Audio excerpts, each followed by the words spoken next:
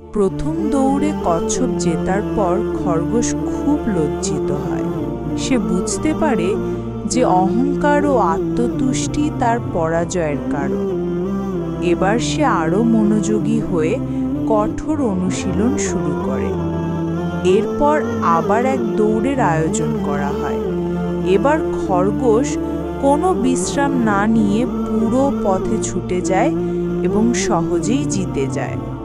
তখন কচ্ছপ ভাবে, আমার গতি কম কিন্তু বুদ্ধি তো আছে।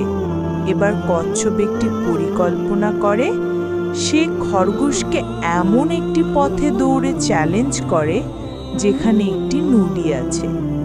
খরগোশ সেখানে থেমে যায় কারণ সে সাঁতার জানে না, কিন্তু কচ্ছপ পানিতে সাঁতরে পার হয় এবং এই দৌড়েও জিতে যায়। অবশেষে খরগোশ ও কচ্ছপ সিদ্ধান্ত নেয় তারা যদি একসাথে কাজ করে তবে আরও ভালো করতে পারবে। পরবর্তী দৌড়ে খরগোশ কচ্ছপকে পিঠে তুলে নদীর পার পর্যন্ত দৌড়ে নিয়ে যায়, আর কচ্ছপ তাকে সাঁতার কেটে নদী পার করায়। তারা একসঙ্গে ফিনিশ লাইনে পৌঁছায়। এইভাবে তারা দলবদ্ধভাবে জিতে যায়।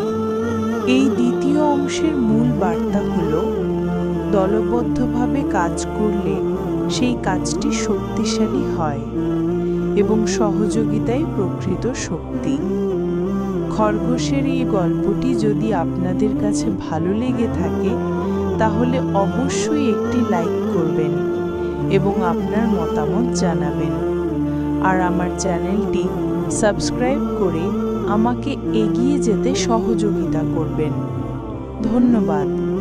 আপনার দিনটি শুভ হোক।